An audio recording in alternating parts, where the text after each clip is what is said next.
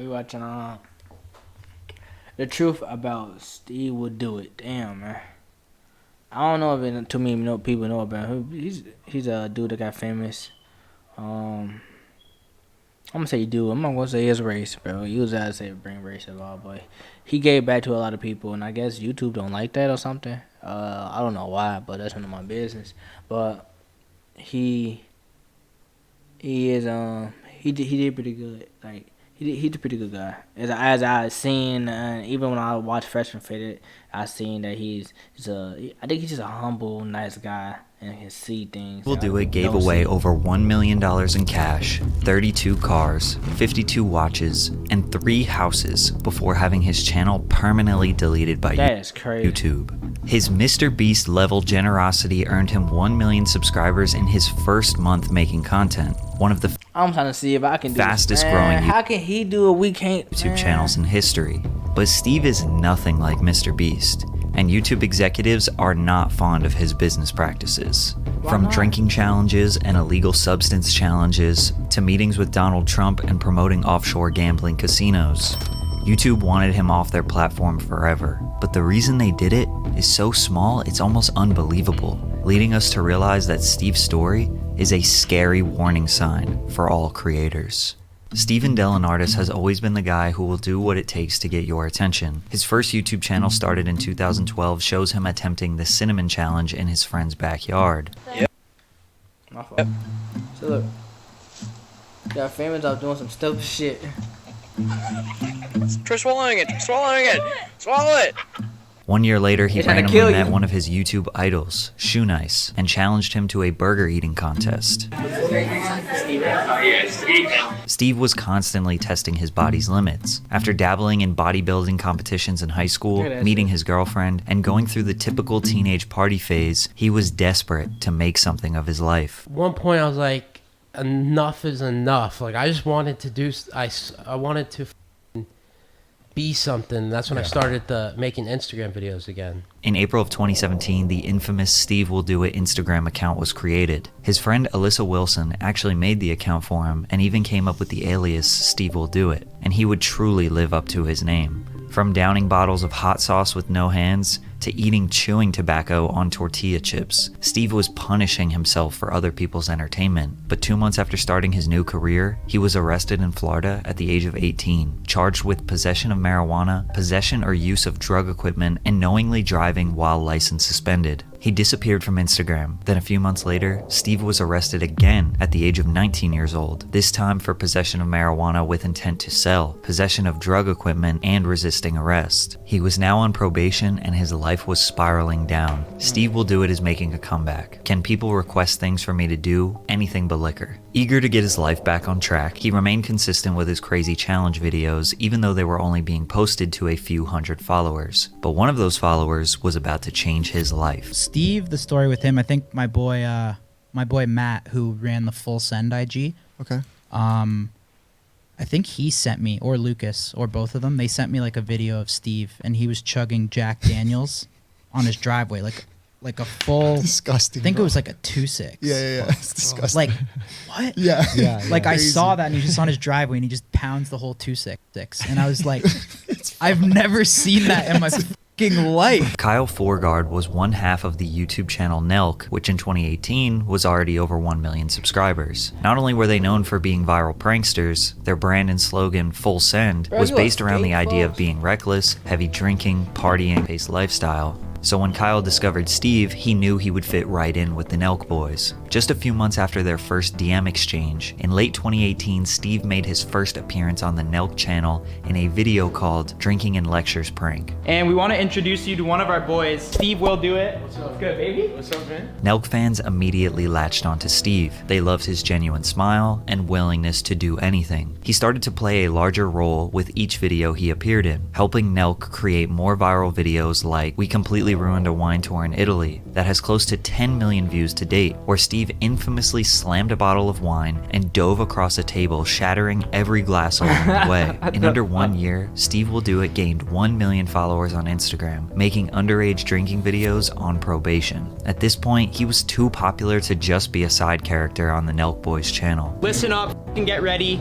Steve Will Do It is starting his own YouTube channel. The Steve Will Do It YouTube channel was created Make America. on May 30th, 2019, and thanks to Nelk's cult fan base, he had over 415,000 subscribers in the first 3 days alone. Dude, check the stats. 415,000 subscribers in 3 days, bro. That's insane. Nelk vlogs 3 days, bro. Look, in 3 days, bro, I don't know if I'm gonna be able to even get close to that fucking number. and his first video went #1 trending on YouTube. Unlike the typical Nelk vlogs and prank videos, he would kick off his channel the same way he started his Instagram page back in 2017, with extreme and potentially dangerous drinking and eating challenges. I ate 4,500 milligrams of THC edibles, attempting to eat 30 burgers at In-N-Out, the world's biggest joint challenge. In 1 month, Steve Will Do It hit 1 million subscribers on YouTube, making him one of the fastest growing channels in YouTube history. But Steve's content was far from the advertiser-friendly videos that YouTube wanted on their platform, making him an easy target for demonetization and strikes from the very start. In fact, it wouldn't take long at all for his videos to start being taken down. They don't let me post what I want. Like I posted a video of me drinking beer and it got 2.5 million views like that. It was actually very quickly. And then I posted a video of me drinking a bunch of wine and then they deleted that video and my beer video. Even with the extreme success his channel experienced early on, it didn't make sense for Steve to continue uploading videos just for them to get removed a few days later. He needed to adapt, but he had a plan, and in 2020, we would be introduced to the new Steve Will Do It. Steve Will Do It is changing lives with car and cash giveaways. Steve abandoned the crazy challenges and took the David Dobrik / Mr. Beast approach to YouTube, gifting his friends and family cars and jewelry, giving away tens of thousands of dollars to single moms, showing up to dealerships and buying cars for veterans, blessing kids in underprivileged areas with cash, and giving away $100,000 to strangers in Mexico. He separated himself from the Nelk Boys around this time too, leaving LA and purchasing a $3 million penthouse in Miami meant he could no longer appear in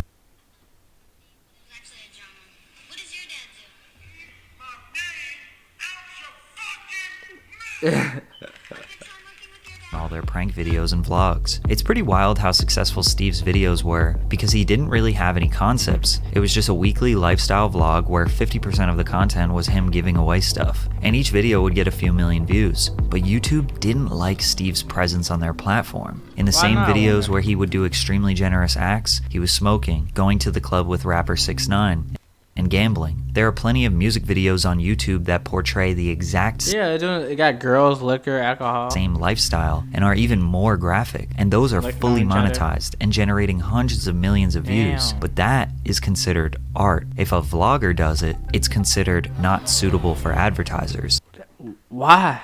As a result, Steve was not making any money directly from YouTube's partner program, but he was getting at least 6-figure brand deals per video. We have offers from 2 companies that we actually, we love, and they're 6-figure deals for YouTube advertisement. But many people, including myself, were wondering the whole time how he got so much money. Private jets, massive giveaways, he was clearly spending hundreds of thousands of dollars, and with his channel being demonetized, it wasn't blatantly obvious how he was so wealthy. How was Steve Will Do It making his money? What is your mission?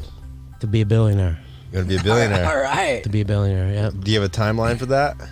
3 to 5 years. We do know that Full Send 3 to 5 featured a collection of Steve Will Do It branded apparel around 2019. And according to the New York Times, Nelk sold $50 million in Full Send merchandise in 2020 and could surpass $70 million in 2021. So he probably made a decent chunk of revenue before distancing himself from Nelk. We also know that he helped them launch their Happy Dad hard seltzer brand. There are no official numbers released, but they have had a really hard time keeping up with demand. Liquor stores are selling out of all of their inventory within hours of stocking the shelves. It's very possible Happy Dad is generating tens, if not hundreds of millions of dollars in sales.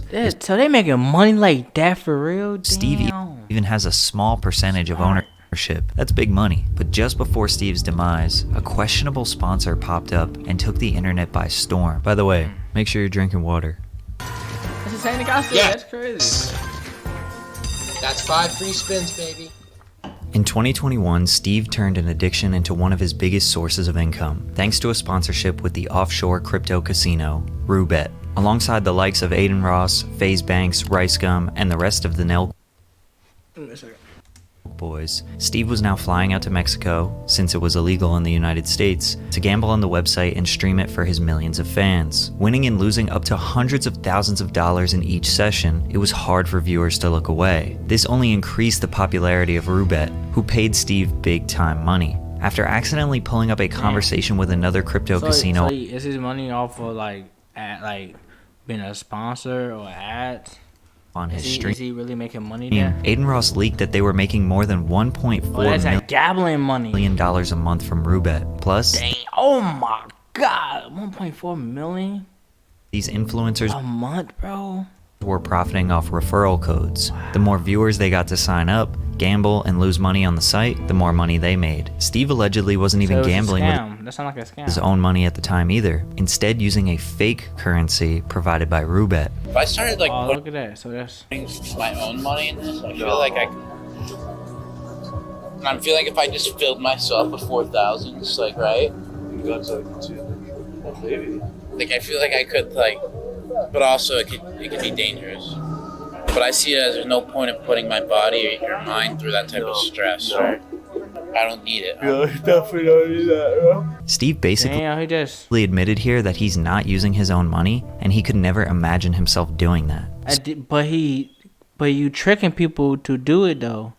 So with no risk, Steve was driving young fans towards one of the most addictive vices on earth, making potentially millions of dollars a month in the process. However, he was using this same sponsorship money to give back to people in need. This was an ethical dilemma that would set the internet on fire, especially after CoffeeZilla and Some Ordinary Gamers released a 5-part series exposing Steve and Roobet, ending with Steve getting on the phone with CoffeeZilla and admitting that he has a gambling problem, and that gambling problem is not good. And then you're making the majority of your money from getting other people to gamble while you yourself don't really want to do it anymore. Like, isn't that kind of like a problem? Yeah, 2.5 mil. It's definitely it could be a problem because gambling's not good. But just like most internet controversy, this blew over relatively quick. And in 2022, Steve and many others were back online gambling with a new crypto casino, Stake. With megastars like Drake partnered with the company, Stake quickly became one of the biggest crypto casinos in the world, opening the door for influencers who caught heat from the Roobet scandal. At this point in 2022, the SteveWillDoIt YouTube channel was doing better than ever. He was just shy of 5 million subscribers, the giveaways and vlogs kept getting bigger, and Steve was now sponsored by Stake, making a killing. His second channel was also doing well. After streaming himself gambling on Twitch, Steve would post clips of his streams to his second channel, which is completely allowed and nothing out of the norm. However, there is one unbelievably small thing with these gambling clips that YouTube takes very seriously: the URL. According to what YouTube told Steve, www.stake.com must be blurred out or not visible in the videos. Well, don't you supposed to get a warning for that? Like, don't they supposed to give you a heads up? Under any circumstances. You're allowed to say that you're playing on Stake, show yourself gambling on the website, but the viewers should not be able to see the actual URL. Unfortunately for Steve, this one ridiculously small rule would cause everything he built to fall apart. After his editor forgot to blur the Stake URL, his gambling channel was deleted. Steve created a new second channel and promoted it in one of his main channel vlogs. But before he did that, he checked in with a YouTube rep who told him, "You should be fine if the Google AdSense account on your main channel isn't associated with your second channel. Because if you don't know, you could have theoretically hundreds of YouTube channels that all just get paid out to the same account." Type shit. According to Steve, he had a totally separate AdSense account that he claims he didn't even own, or he didn't have the password to. But at the end of the day, that didn't matter. On August 1st, 2022, Steve would get the call from YouTube letting him know that his SteveWillDoIt channel was permanently deleted. Usually YouTube requires 3 strikes for a channel to be wiped off the platform for good, but Steve didn't even have 1. His main channel was in perfect standing when this all went down, causing many to speculate that this was a targeted ban, and maybe YouTube was waiting for any reason to take Steve off their platform. YouTube never gave me a call or let me know. They called me the day of deletion, and it was a girl, and she seemed pretty stoked I was getting deleted, and I was like the set. Yeah, she seemed happy, and I was with me and my editor, and we're like, bro, like she's happy. Yeah. like she like you're giving someone like the worst news possible, and you're doing it in a way to where it's like. Because like, it's business. They're not thinking about how you feel. It's just business. It was kind of just fucked up, and.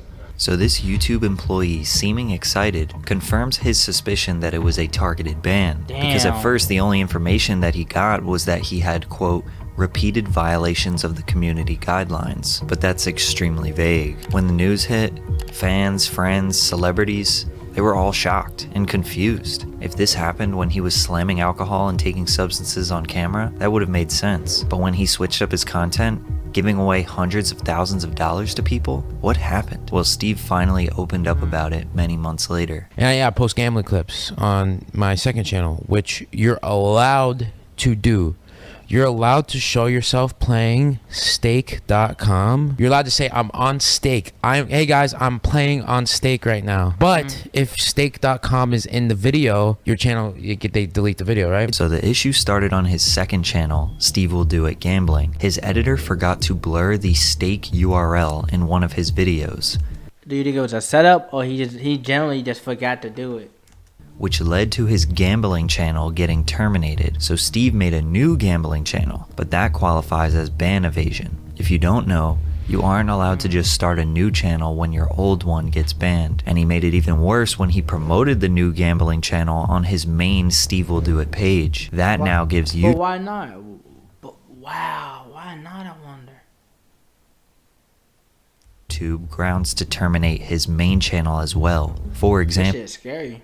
If I got banned on my second channel, Pat CC, even though it's totally different content, I'm still the same owner. And while I was banned, I wouldn't be allowed to post on my main Patrick CC channel. And if I did, I could be banned on my main as well for ban evasion. Steve thinks that YouTube finally got him in the perfect loophole to wipe his 5 million subscriber empire off the platform, because no other YouTuber was banned for gambling on stake. And Ross is there.